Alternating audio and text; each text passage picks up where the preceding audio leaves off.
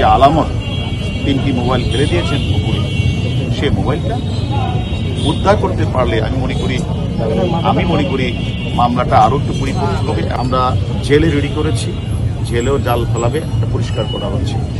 আরেকটি পুকুরও আমরা গড়ে দেখেছি। সবকিছু মিলে আমি মনে করি সাক্ষ্য আইনের যে 27 ধারার যে একটা বিষয়, যে পারিপার্শ্বিক সাক্ষ্য প্রমাণ, অর্থাৎ আমরা বাবু সাহেব অর্থাৎ কামাল আহমেদ বাবু বিজ্ঞ ম্যাজিস্ট্রেটের সামনে আদালতে যে 164 করে যে কথাটা বলেছেন, যে উনি এই যে আলামত 3টি মোবাইল ফেলে দিয়েছেন পুকুরে, সে মোবাইলটা উদ্ধার করতে পারলে আমি মনে করি মামলাটা আরো একটু পরিপূর্ণ হবে। এবং আরেকটি বিষয় হচ্ছে, আমাদেরও যে চেষ্টার ত্রুটি নেই, আমরাও যে আলামত উদ্ধার করার জন্য যে আপনারা যে আজকে এখানে এসেছি এবং আমাদেরকে বিশেষ করে জেলা পুলিশ সহযোগিতা করছে, আমি মনে করি আমরা আলামতটি পেলে হয়তো তদন্তে আরো কিছু আমাদের সহযোগিতা হবে।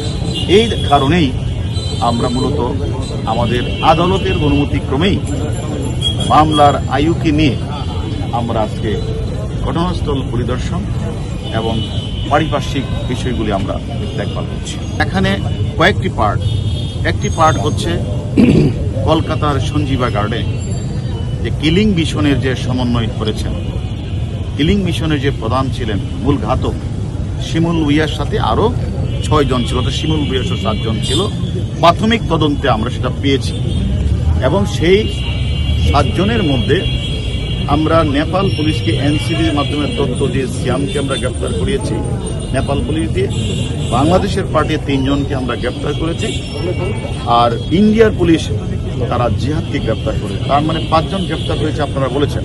বাকি থাকে কিলিং মিশনের ঘাতক আরো 2 জন, একজনের নাম ফয়সাল আর একজনের নাম হলো মুস্তাফিজ। এবং আপনারা জানেন, আমরা আমাদের ডিজিটাল এভিডেন্স এবং আমাদের গোয়েন্দা তথ্যের মারফতে আমরা যেটা জানতে পেরেছি, তারা বাংলাদেশের বিভিন্ন জায়গাগুলিতে ঘুরে বেড়াচ্ছে, কখনো নদীতে, কখনো পাহাড়ে, কখনো সমুদ্রে। তারা তাদের লোকেশন চেঞ্জ করছে। আমাদেরও ডিবি পুলিশ 4-5টা টিম গতকাল তারা অভিযান করেছে যশোরে, আজকে তারা অভিযান করেছে পার্বত্য চট্টগ্রামের কয়েকটি পাহাড়ে, এবং আমিও এখান থেকে সরাসরি পাহাড়ে আমাদের তদন্তকারী ডিবির সাথে আমিও সেখানে যোগ দিব, আমিও সেখানে তাদের সাথে কাজ করব।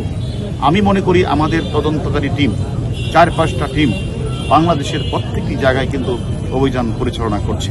আমি মনে করি যেহেতু আমরা প্রধান সমন্বয়ক ঘাতক দলে আমানুল্লাহকে আমরা গ্রেপ্তার করেছি, জিহাদ আমরা অন্যান্যদের গ্রেপ্তার করতে পেরেছি, আমি মনে করি আমার দৃঢ় বিশ্বাস আপনাদের যে দোয়া থাকে আমাদের প্রতি, আমরা অবশ্যই মুস্তাফিজ এবং ফয়সালকে নদীতেই থাকুক আর সাগরেই থাকুক আর মাটি নিচে থাকুক, তাকে আমরা অবশ্যই গ্রেপ্তার করব।